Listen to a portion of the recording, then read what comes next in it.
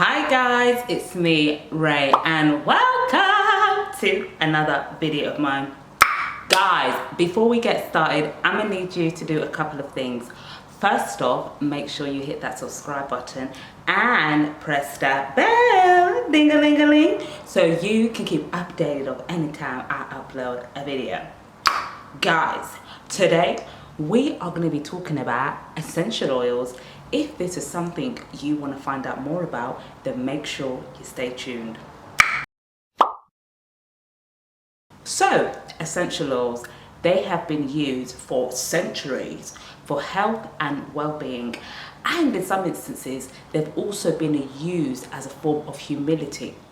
In the Bible, Mary Magdalene used as an essential oil known as spikenard to anoint the feet of Jesus. And in her doing so, it was her offering up herself and just being humble before the one who died for the world. Essential oils are derived from the essence of a plant, typically a leaf, a flower, and there's a lot of background noise. Hold on. Essential oils are typically derived from the essence of a plant. This can be a flower, a leaf, and in some instances, the bark or the root of a specific plant material. They are believed to be vital as their aromas attract pollinators and also ward off fungus and bacteria. There are over 100 essential oils. 100 essential oils. I think it's like 150 essential oils. Wow. Each essential oil has over 100 chemical components. Each component is working together to give the oil its unique scent and other properties. Due to its healing properties, we can trace back the use of essential oils back to antiquity. These oils have been used to calm, stimulate, and heal and improve or enhance the health and well-being of those who come into contact with these miracle oils. Essential oils have been labeled as natural healers. This is because they have properties such as being anti-inflammatory, antimicrobial, antiseptic, and antibacterial, and a lot more anti things that it does. During the genesis of the natural hair movement, we saw loads of women catching on to the fact that many of these mainstream big corporate organizations were producing products that weren't the best for our hair. So what did we fellow naturals do? Well, we went on the internet, began to research the importance of certain ingredients, went into our kitchens and started to mix our very own products, including oils, butters, and not just any oils, some carrier oils and some essential oils. The potency of an essential oil means it should not be used on its own. It's best to mix in an essential oil with a carrier oil, because if you do use an essential oil on its own, you can damage your skin, your hair, and some other things. Do you know there are some essential oils that are so potent they can induce labor? So if you are with child, congrats, but be very careful when you're using essential oils. Do your research. So you might be wondering, how are essential oils extracted? What does the extraction process look like? Well, I'm going to drop it for you a little bit, okay? So there are 4 methods of extraction when it comes to getting the essential oil from the flower, the leaf, the bark, or we're just going to call them plant material like I've done in a few other clips.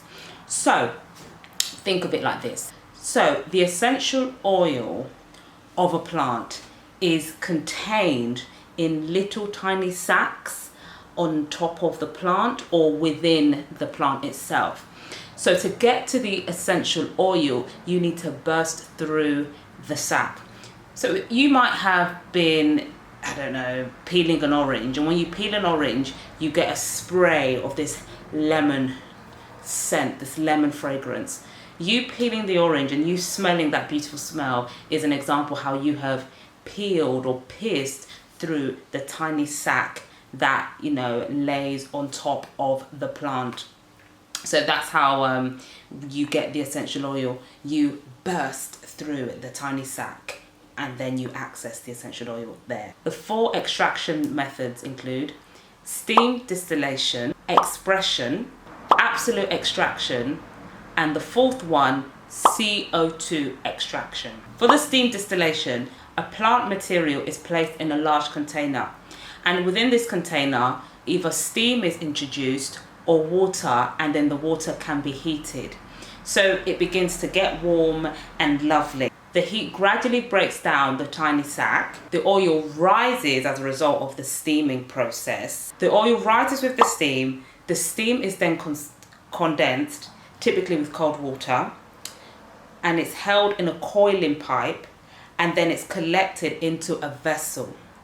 And then this vessel contains both oil and water, and then it's separated for collection. So that's how you get the oil from this steaming distillation process.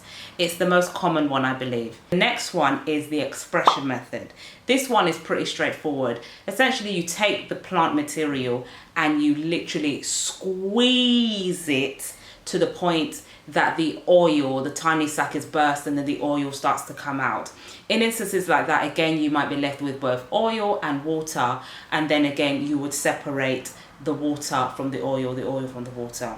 The absolute extraction method. Flowers are blended with solvent, and once they're blended, the solvent is removed from the oil, and then you're left with the absolute oil. Hey. The CO2 extraction method. So the CO2 extraction method is one of the newer forms of getting essential oil, and it's believed that it's more value for money, but this is how it works. CO2 is a gas, and a lot of pressure is put on this gas, and then it becomes a liquid as a result of the pressure that's put. The liquid is then turned into a solvent, and then this solvent diffuses through the plant material and extracts the oil from the plant material, and then you are left again with oil, and I believe water in this instance, and then you extract the oil. So those are the 4 methods. I hope you did understand what I was saying, because it was quite wordy, and even me trying to understand, I'm like, oh, this is a lot of information.